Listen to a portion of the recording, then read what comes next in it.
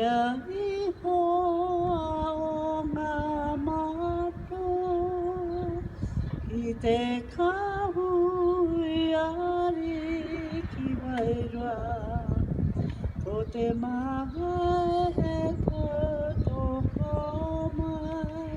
that I've been asked to play today, and it is an honour and a privilege, is to read a message from Tā Mark Solomon, Kai Whakahaere of Te Runanga o Ngāi Tahu, who could not be with us today.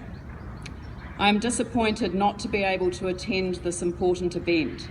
At the weekend, I delivered a speech to our whānau, who were gathered in Dunedin for our biannual Huia Iwi, to make a commitment that every one of our homes become a house of well-being, and that we recommit to taking a stand against violence. I believe it is extremely important that we make a stand together against violence. The issue is a challenge for all of us. It is a challenge for Ngāi Tahu, it is a challenge for Canterbury, and it is a challenge for our nation.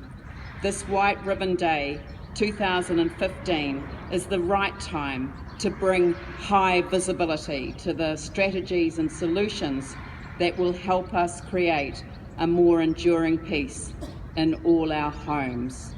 Nō reira, tēnā koutou, tēnā rā tātou katoa, Tā Mark Solomon.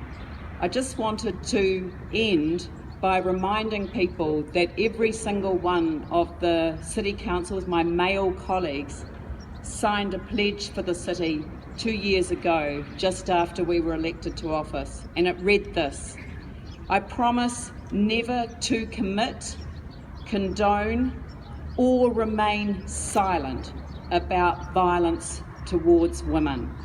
On today, at today's event, I want each of us to look into our hearts and to make that pledge, not to commit, not to condone, and not to remain silent.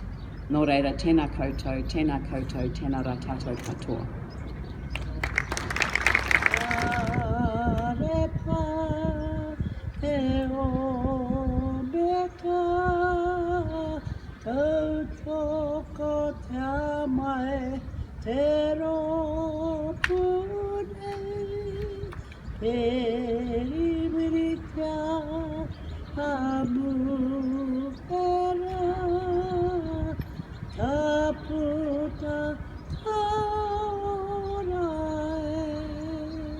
Privilege to be here today.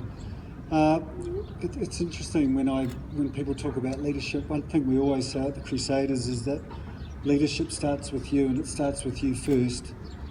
One thing I do know is that violence is never acceptable. Quite often after violence, what seems to follow is sadness, humiliation, disappointment, despair and guilt. You can't control other people's feelings nor their love. And you know deep down in your heart that it's just not right. I think all the things we crave as human beings and as people are happiness, love, friendship, laughter, and we have to have meaning and purpose in our lives. Otherwise, why do we do the things that we do? The number one rule we should have in our lives is rule number one should be to always protect your family first. So it begs the question, doesn't it? Why do we hurt the people that are so precious to us when they're actually the people that they're the only people in our lives can give us the things that we crave: laughter, happiness and love. Often when you hear something like this, when it's straight to the point and it's you, or you know someone that does, the first thing that you'll want to do is that you'll become very defensive, you'll justify, you'll blame. You won't take responsibility nor accountability for your actions. And history repeats itself. Will we be standing here next year at the same time next year saying the same things where the levels just keep getting higher and higher and society just puts up with it? We tolerate it.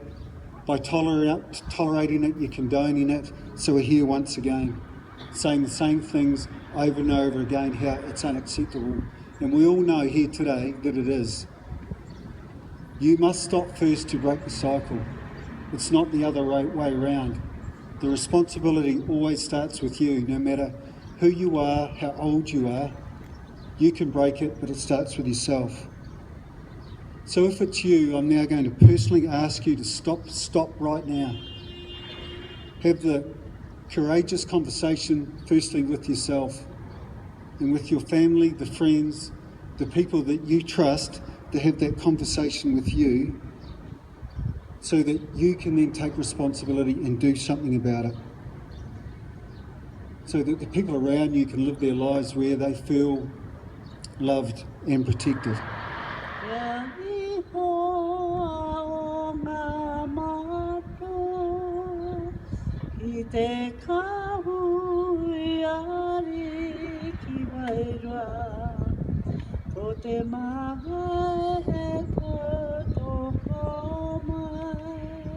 Look, this event and today is, as you've already heard, about shining a spotlight on what is, frankly, a national embarrassment. I don't think we can start to really solve this problem until everyone in New Zealand understands just how big an issue this is for us. And when I became the Minister of Justice and started reading some of the paperwork, I have to tell you I was horrified that in a country that I absolutely love and regard as the best place in the world, we have stats that are amongst the worst in the world. We have the highest rate of reported violence against women by their partners anywhere in the world. We have one of the highest rates of child abuse by family members anywhere in the world. Did you know that every 5 minutes there is a report to the police of family violence somewhere in this country? And in fact, 42% of all the frontline time for our police is spent responding to family violence. And if that's not bad enough, half of all of the homicides in this country are family violence. So far this year already, we've lost 32 New Zealanders who won't see Christmas to family violence, and half of those, 16, are children. And I just cannot accept that we live in a country like this and we continue to accept those numbers as okay. I can't accept that we won't do more about this and can't do more about it. Now, there is an incredible number of people around the country who are working really hard in this regard, who are passionate.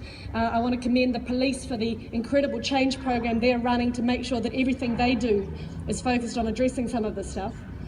But like the other speakers have said, this is an issue that every single one of us has to take ownership of. And the white ribbon pledge that the Mayor read out, I think, is exactly on point, because it's not just about stopping those who are committing violence now, it's about every single one of us refusing to accept it, refusing to turn a blind eye, refusing to look the other way because it's nothing to do with us.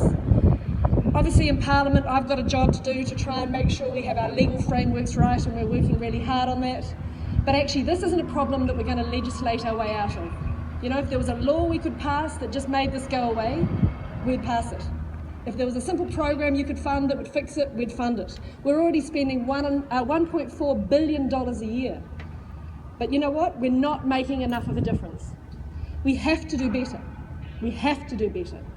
And it starts, I think, with every single New Zealander recognising the extent of this problem, recognising that it occurs in every community in New Zealand, in every race, every age group, every gender. But what we absolutely know is that for some people it's more real than others. So 86% of all family violence is committed against women. And I think that tells us that we need to have the sort of strong male role models standing up, as we see in the White Ribbon and with the White Ribbon ambassadors saying to men across the country, actually relationships need to be based on respect and equality. They can't be based on intimidation, on domination and on violence. And that is a message that we need to be understood in every home across New Zealand. We also know that for Māori this problem is significantly worse. Māori women have 3 times the chance of being killed by their partner than non-Māori women. And in 2/3 of all family violence cases, children are present. Can you imagine the sort of people those children will grow into when they've grown up in a home where that is how love is expressed? And it's not love. But you want to talk about how we address some of the social issues and the evils facing society today, I think addressing family violence is the most important place to start. So I want to thank all of you for being here. I want to thank again police for organising this event, John, and for putting the focus so squarely in Canterbury on family violence. This is an issue that happens here in every community in Canterbury, and it's an issue that every one of us has to speak out about and take ownership of. We are all proud to stand here together with our communities against all types of violence. We all have a right to be safe and feel safe in Canterbury. Whether we're at home, at school, or out socialising, everywhere should be a safe place. We all need to role model what the good looks like.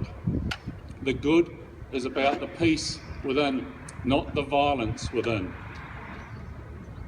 Like the Minister said, in 2014, police dealt with over 100,000 incidents of family violence.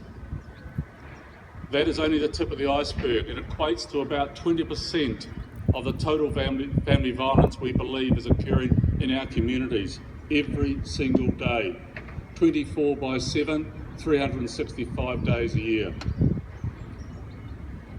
The average children are present at 63% of these events. That means that children are witnessing and learning the behaviours of adults, and we don't do anything about that. The generation that comes next will be a generation of violence. These children are simply the hidden victims.